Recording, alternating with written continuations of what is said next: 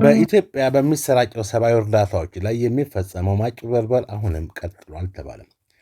የአሜሪካው የተራድኦ ድርጅት ዩኤስአይድ ዋና ኢንስፔክተር ጀነራል ጽሕፈት ቤት በማዕከላዊና በሰሜን ምዕራብ ኢትዮጵያ በሚሰራጩ ሰብአዊ እርዳታዎች ላይ አዲስ የማጭበርበር ድርጊት መኖሩን አስጠነቀቀ።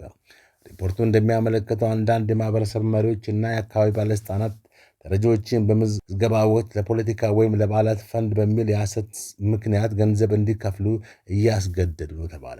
ጉቦ ለመክፈል ፈቃደኛ ያልሆኑ ወይም ድርጊቱን ለማጋለጥ የሞከሩ ተረጂዎች ደግሞ ከእርዳታ ዝርዝር ውስጥ እንደሚወጡ ዛቻ እንደሚደርስባቸው ተገልጿል።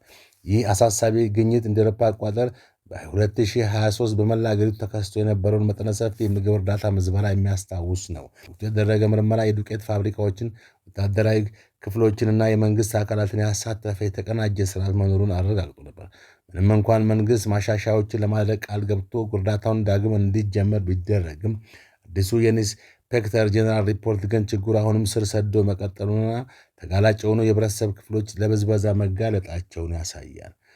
አሜሪካ ይህንን ማስጠንቀቂያ ያወጣችው ኢትዮጵያ በግጭትና በድርቅ ሳቢያ ከፍተኛ የሰብአዊ ጫና ውስጥ ባለችበት ወሳኝ ወቅት ነው። እንደ ፊውስ ኔት ትንበያ በ2018 አጋማሽ ላይ እስከ 15.9 ሚሊዮን የሚደርሱ ኢትዮጵያውያን ለከፋ የምግብ ዋስትና እጦት ይጋለጣሉ ተብሏል። የኢንስፔክተር ጀነራል ጽሕፈት ቤት ይህ ስርቆት፣ ማጭበርበር በአስቸኳይ ካልቆመም ሕይወት አድን እርዳታዎችን ለታለመላቸው እውነተኛ ተረጂዎች እንዳይደርሱ ትልቅ እንቅፋት እንደሚሆን አሳስቧል። አሳዛኝ ዜና በጋሞ ዞን በደረሰ ድንገተኛ የመሬት ናዳ 96 ሰዎች ደብዛ ጠፋ። 35 ሰዎች አስከሬን ተገኝተዋል።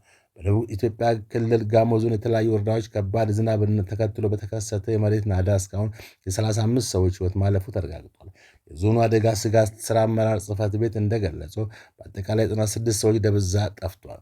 ማክሰኞ መጋቢት 1 ቀን 2018 ዓ.ም የጣለውን ኃይለኛ ዝናብ ተከትሎ የመጣው ይህ አደጋ በተለይም በጋጮ ባባ ወረዳ በሚገኙ ቀበሌዎች ላይ ከፍተኛ ጉዳት አድርሷል። በጋጮ ባባ ወረዳ የሚገኙ ማዞ ዶይሳና ላካ በተባሉ ቀበሌዎች ብቻ የ33 ሰዎች አስከሬን መገኘቱን የወረዳው ኮሚኒኬሽን ጽሕፈት ቤት አስታውቋል። የዞኑ አደጋ ስጋት ስራ አመራር ጽሕፈት ቤት ኃላፊ አቶ መስፍን ማንቆ ለኢትዮጵያ ኢንሳይደር እንደተናገሩት በአሁኑ ወቅት የሟቾችን አስከሬን የማፈላለግ ስራው ተጠናክሮ ቀጥሏል።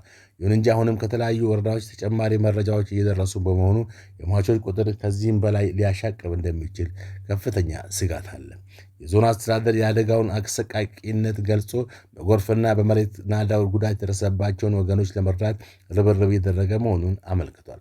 የኢትዮጵያ ኢንሳይደር ዘገባ እንደሚያሳየው በጋጮ ባባ ወረዳ የተገኘው መረጃ የተጠቃለለ ባለመሆኑ የጉዳቱ መጠን ገና ሊጨምር ይችላል ተብሏል። በአሁኑ ወቅት የአካባቢው ማህበረሰብና የነፍስ አድን ሰራተኛ በጭቃ የተዋጡ አስከሬኖችን ለማውጣት በከባድ ሁኔታ ላይ ሆነው እየሰሩ ይገኛሉ ተብሏል።